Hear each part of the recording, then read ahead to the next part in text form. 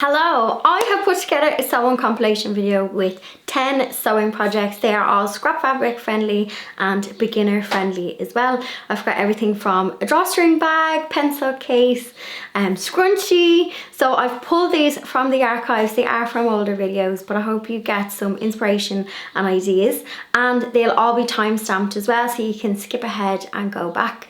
And if you are new to my channel, please do hit that subscribe button. So let's get into it. First up on our projects, we are going to make some little scrunchies. These are so fun to make. I can't believe I'm only making them now. You're going to have a strip of fabric, a safety pin, some elastic and some pins. You're going to cut your fabric 22 inches in length and 3.5 inches in width. You're also going to have a 9-inch strip of elastic. Fold the fabric right sides together and do a stitch from top to bottom, and then you're going to pull it the right way out using your safety pin, which you're going to see how I do now, and that's going to make the casing for the elastic.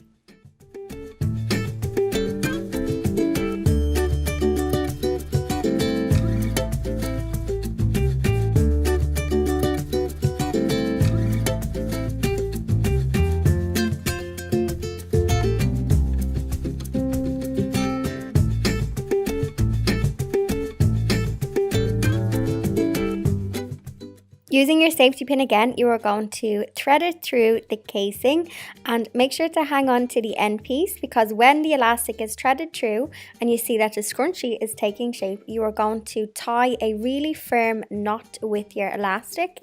And then the fiddliest bit of this project is just tucking the raw fabric in. So I just fold the raw fabric in against itself, and then I do a straight stitch on the machine to secure it all in place and the elastic, and then you have made yourself a scrunchie.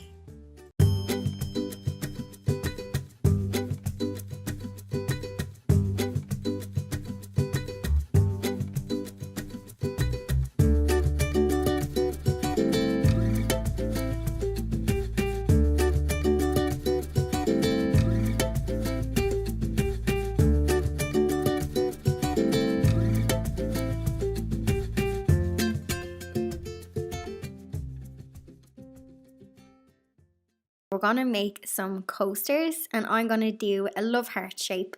Now, I'm sure you can download a love heart off the likes of Pinterest, but I decided I was going to attempt to do mine free-handed.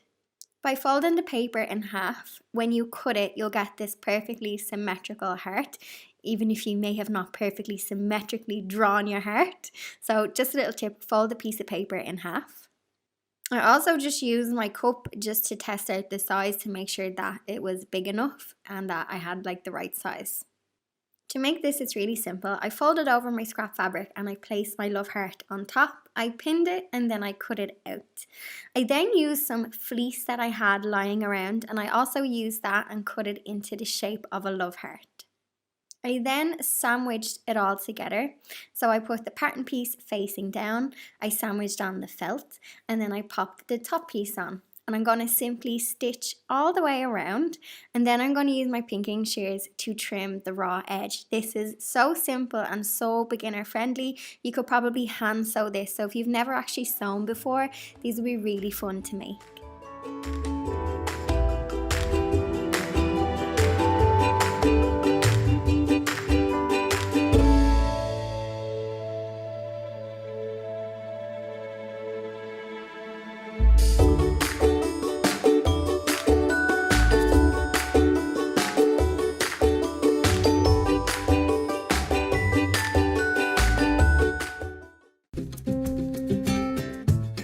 It's so easy to make your own cotton pads. You don't have to use the disposable ones. So I actually use the end of a cup for the circle template for this. So I cut out 2 pieces of fabric. One is an old piece of towel and the other is just a piece of cotton that I have. I'm placing them together with the right sides facing inwards. I'm going to stitch all the way around, but I'm going to leave a gap so I can turn them right way out. Once I have turned it right way out, I will clip the curves. This just makes it like not as square, if that makes sense. It just keeps the circular shape, but you can customize this and make them bigger or smaller depending on what you need. I'm going to turn the fabric right way out, and then I'm going to do a top stitch, and I'm going to fold in that opening and do a top stitch, and you have your very own makeup pad.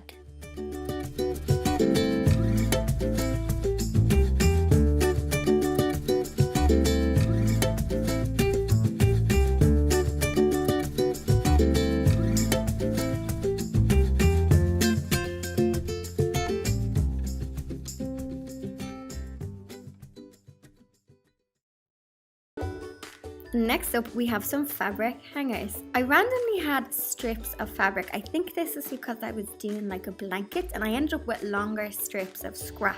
So if you are a blanket maker, this might be a good one for you. I actually ran out of glue gun sticks, which is why I'm just using some cheap sticky glue. So I glued the top and I simply wrapped fabric around the whole hanger. If you have like a plastic hanger, you could probably do this as well.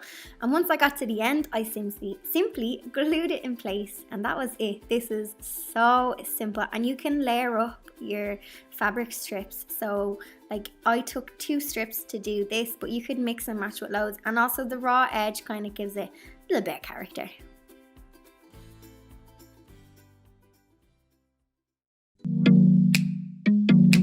Hands up who doesn't have a dishwasher and uses sponges to clean the dishes. Me. So these are really easy to make. I'm using more of the recycled towel fabric, and I'm just sandwiching it together with a piece of, actually that plastic was from my fire logs.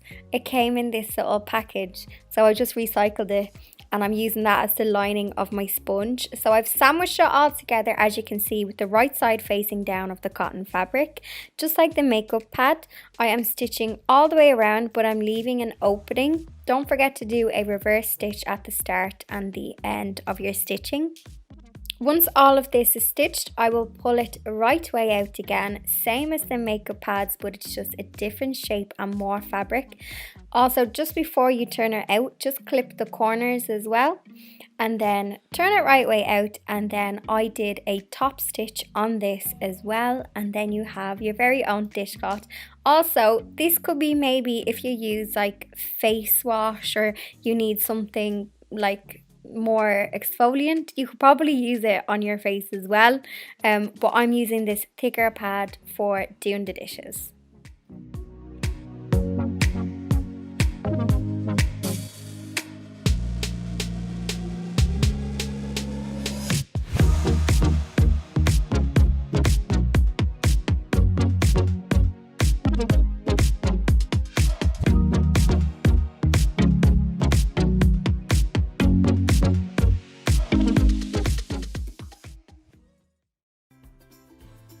Next up, I'm making a little pouch. So I'm actually doing a catnip pouch for the cats, just to thank them, because I'm off work at the moment and they're probably sick of seeing me. You can also make up your own measurements for this. So I simply have 2 sides, but on the front side I'm using 2 pieces of fabric. So as you can see, I joined them together and I just ironed my seam, so that gives me the front panel. I added a little bit of trim, and then I put the 2 right sides of fabric together. I stitched it all the way around, and I left an opening at the top.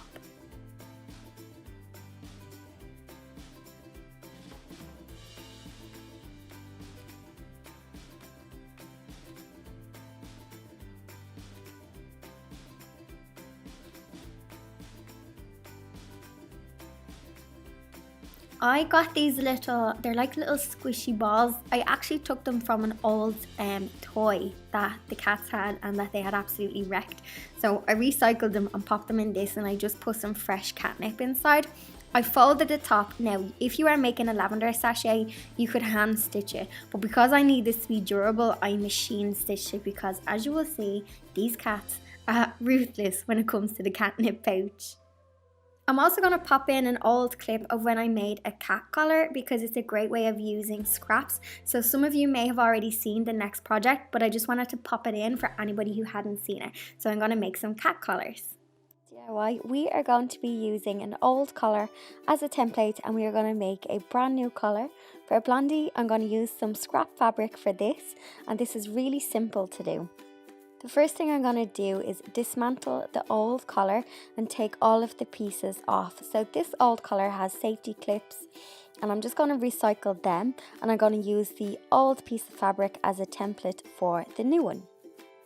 So I'm just measuring across and down, and I'm going to add extra fabric. I will put the measurements in the description box if you want to follow along, because I think most of these cat collars, they're kind of the same size. So I will pop the measurements in the description box. I just use my sewing marker, so once you apply water, this will dissolve. So I just measured on the measurements to the fabric directly, and I cut it out. So for this, I simply found the center of my fabric, and I folded both sides inward, which I hope will make sense when you watch what I do. And then I folded it in half again, and this is going to be your strap basically. And I'm going to put 2 stitches all the way around it, which I hope will make sense when you see when I do it.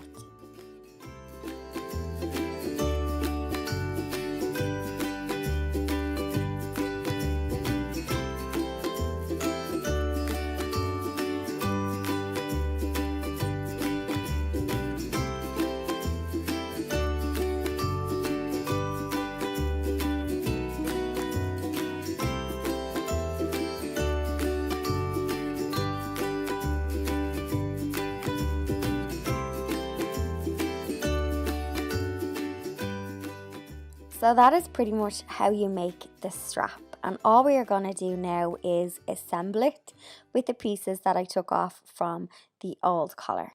So I am simply threading through my collar. It's kind of hard to explain what I'm doing, so I'm hoping that by watching me doing it you'll see how I got it. But I threaded it and then I stitched it in place. So as you can see here, I'm threading it through, and then I'm going to fold over the fabric, and I'm going to do a straight stitch to secure it into place.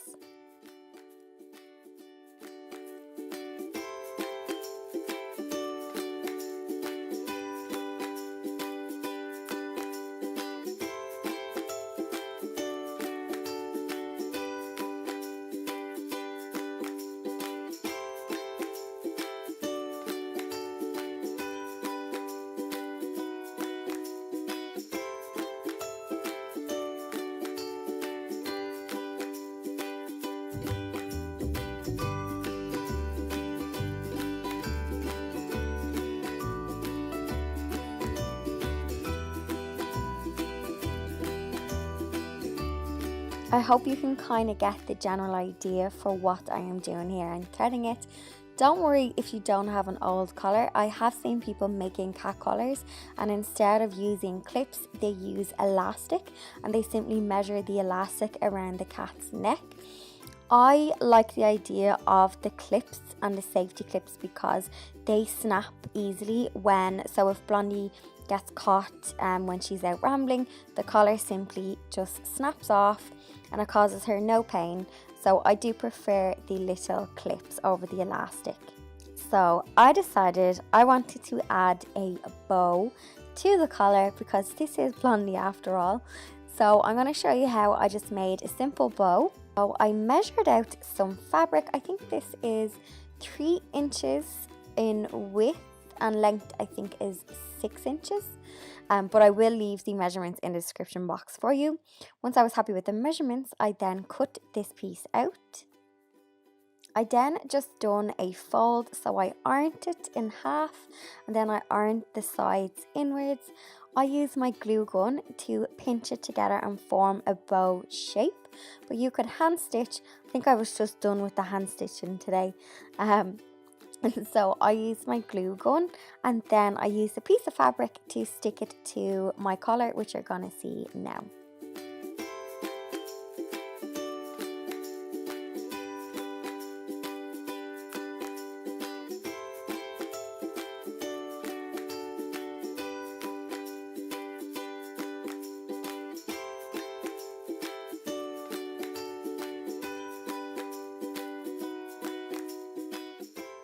So once you are happy with your collar, you can then just adjust the measurements and pop it onto your cat.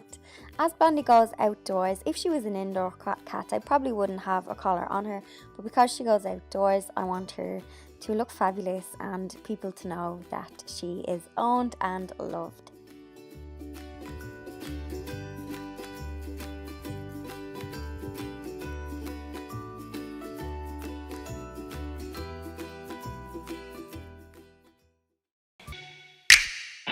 In today's video, we are going to be making 2 pouches. This is the first one, which is going to be a boxy pencil case style. We have 3 pieces of fabric for this. We've got a front piece, a lining piece, and I have some iron-on interfacing. I will also leave the measurements in the description box. The first thing I'm doing is ironing on some iron-on interfacing. This basically stiffens the fabric. So when you're making pencil cases, pouches, makeup pouches, you want it to have some structure and hold its shape. Same if you're making handbags.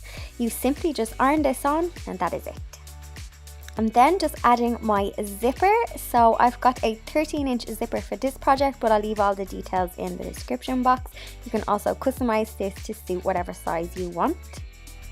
I am placing the closed zipper facing up against the lining fabric.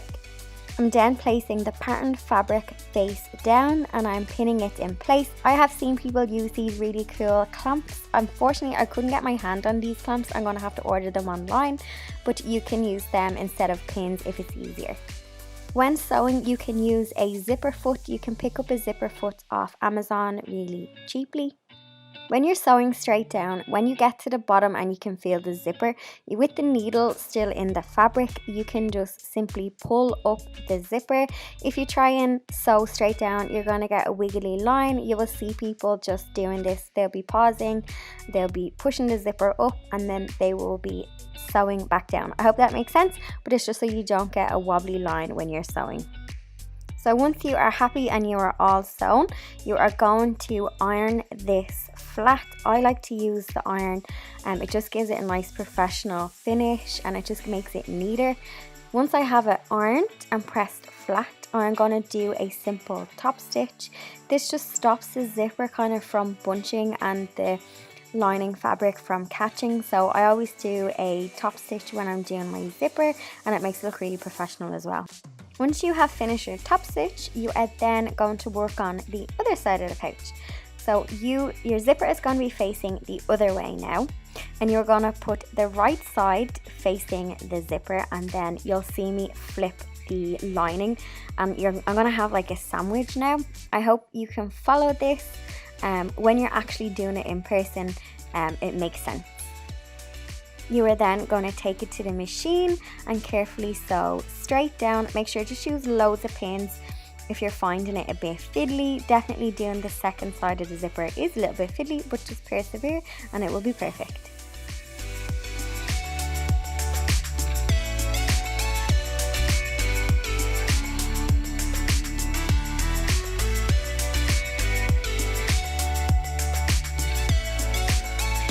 You can now pull your fabric through and you're going to have like a little roly-poly tube of fabric.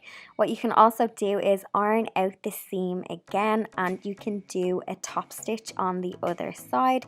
It is a little bit fiddly to do the top stitch on the other side. You are just going to have to maneuver it into your machine, but it's definitely worth it and it will give you that nice polished finish.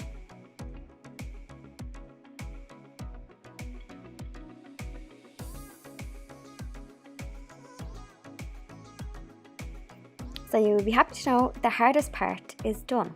We are now going to box off the corners, and boxing off the corners will give you that nice boxy shape. We are also going to pop in some pull tabs so that it's easy for you to open your pouch and you have something that you can hold on to and pull.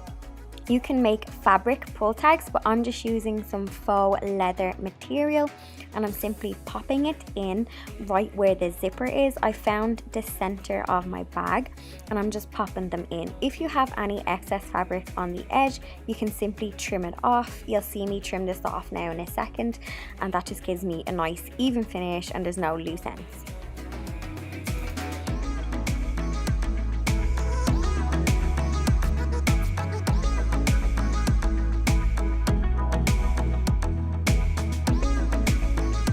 Before boxing off my edges, I just done 2 side stitches to close either side. I also just changed my zipper foot and put back on my normal foot, but you can actually still use your zipper foot. It is a bit more fiddly, but you can just pop your old one back in. So 2 straight stitches, and that is the sides closed. Don't forget to do a reverse stitch when you start and finish sewing. And now we are going to box off the corners. So you are going to do this 4 times because you have 4 corners. So you're going to find the point in the corner fabric. You're going to measure 1 inch. So for this one I used 1 inch, but I am going to leave measurements in the description box for another size, and you're going to use 2 inches. But I'm simply measuring 1 inch from the point and marking it with a marker. This is a special marker for sewing. It's water soluble, so once you put damp water it will disappear. So I'm just drawing a line, popping a pin in, because we are then going to sew that straight line and cut off the excess fabric. And I'm going to do this for all 4 corners, measuring in 1 inch, drawing a line and then sewing.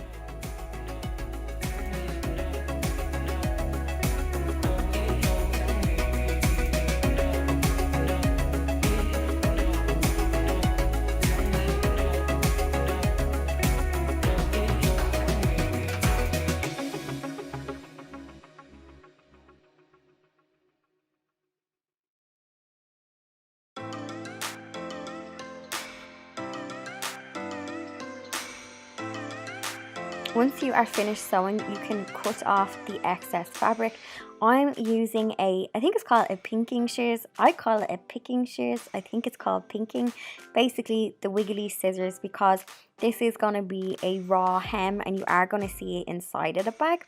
You're not going to notice it too much. So you can just neaten up any kind of loose threads, and you can also just remove the marker as well and tidy up, because we are finished our bag once we pull it through.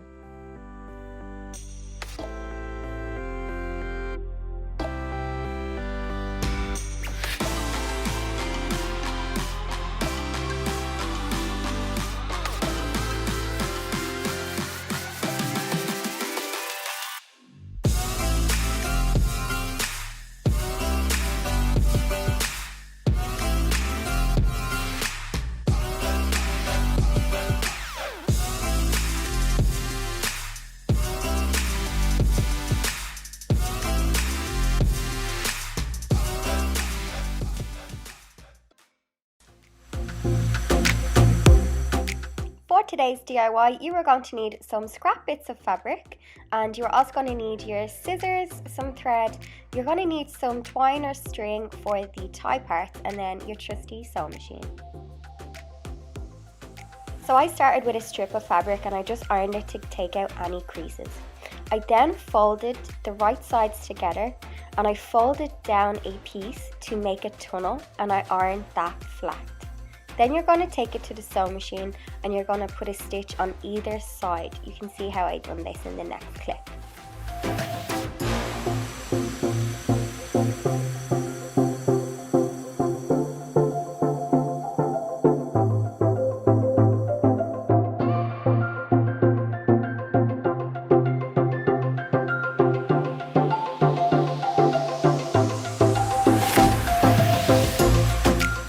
When sewing, don't forget to do a reverse stitch at the start and finish of your stitching.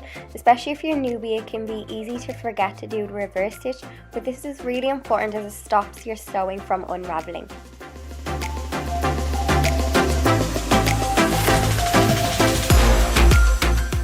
Once I was finished sewing, I ironed my seams out flat.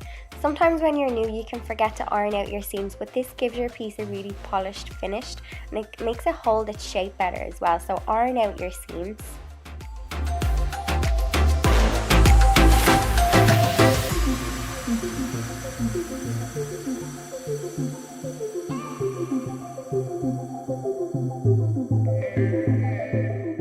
I'm now just sewing my tunnels closed, so I'm going to do a straight stitch down, leaving obviously a gap on the inside because this is where you're going to put your piece of string in to make your tie.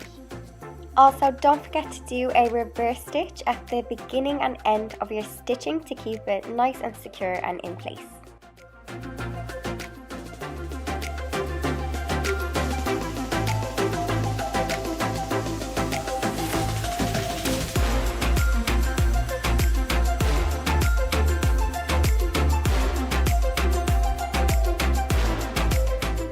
I'm now just going to turn it right side out, and I'm going to trim off any excess pieces of threads, or whiskers as I like to call them. You can really poke out the corners to get a nice sharp point on them. And now we're going to get ready and we're going to pop our thread through our little bag.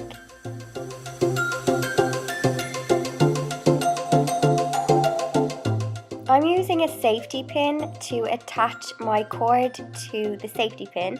I'm then going to push the safety pin through the tunnel, and this is going to bring my string through the tunnel. I hope this makes sense, and you'll see by how I'm pulling it through in the video.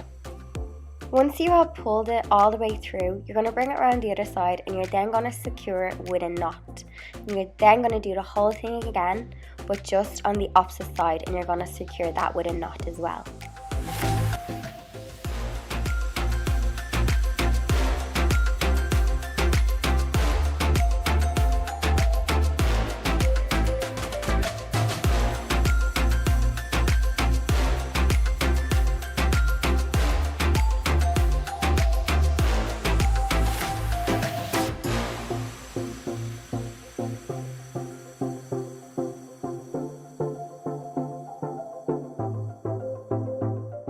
Once both sides are threaded through, you can trim off any excess, and then you can give it a test and pull it and see how the bag assembles. And then to loosen it, you just gently pull it and loosen it back out.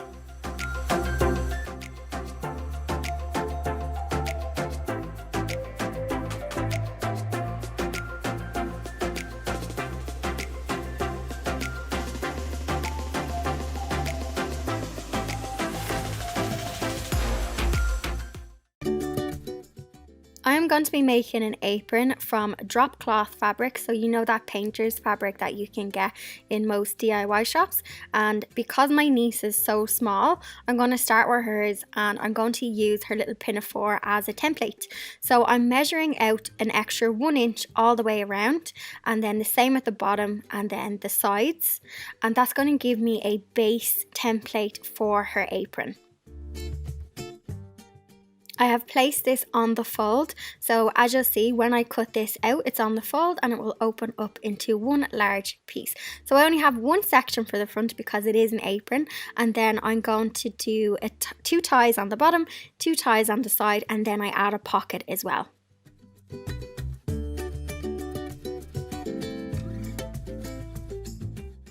I used her straps as a guide, so the straps that were on her little pinafore, I used them as a guide, and I just doubled the measurements and I cut out 4 pieces because I'm going to have 4 strings.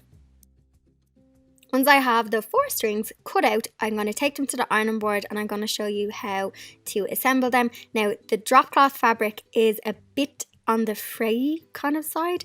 It's a bit fiddly, so you can cut them a bit thicker if you want to, because they are a little bit difficult to iron. I fold them in half and then I fold them in quarters. Basically, I fold it in half and then I fold the halves in on themselves, fold it again. That gives me the perfect fold to create the strings, and then I do a straight stitch down either side.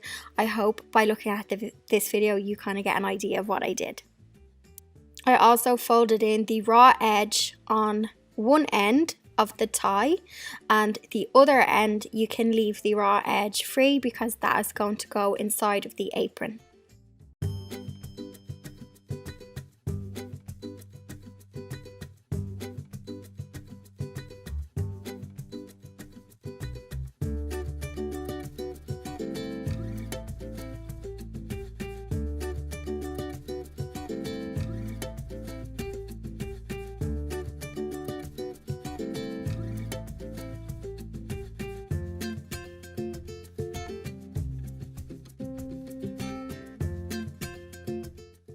Now we're going to work on the body of the apron, and I'm simply hemming all the way around. So I'm folding over once, I'm ironing, and then I'm folding over a second time, and I'm just pinning it into place. And now we're going to place the ties or the strings into the body of the apron.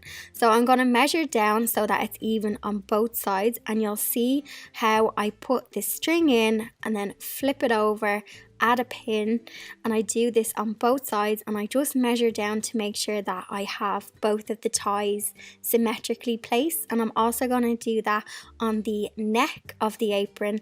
I'm going to add the ties in the same kind of place, and when you do your stitch all the way around your apron, these are going to be secured into the apron. And you can also do a reverse stitch on each tie just to make sure they're really secure.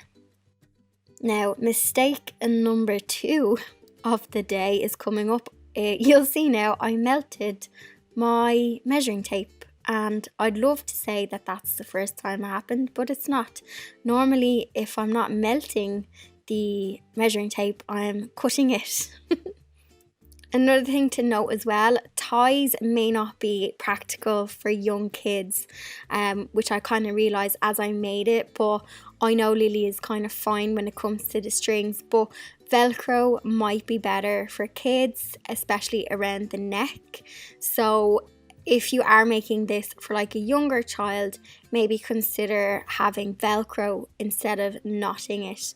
But I purposely made these strings extra long so that they could kind of be loosely tied and that they wouldn't kind of be like a choking hazard. But just bear that in mind, that for younger kids, maybe like a Velcro strap for the strings might be handy and safer.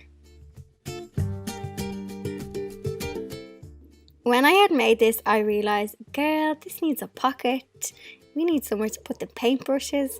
So I popped a pocket onto the apron. So I just folded in the raw edge on 3 sides, found the centre of the apron, and then I popped the pocket on and pinned it in place, checked it, gave it a little eyeball, make sure it was okay, and then I just stitched all the way around. And don't forget to do a reverse stitch at the first and last stitch. To make another apron, so for my nephew Jack, he's much bigger, so I just extended the pattern to his measurements. So I just added a couple of extra inches to the length and a couple of extra inches to each side, and then I use this as a template. So once you kind of make one template, you can use that as a base for making other ones in bigger sizes.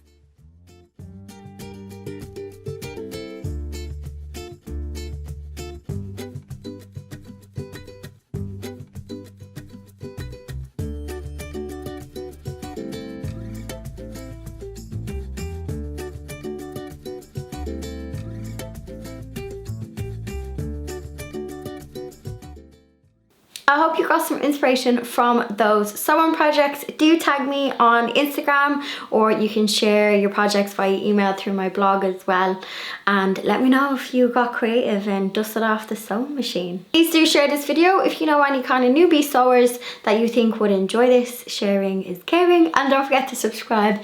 Cheeky thumbs up, and I'll see you all in the next video.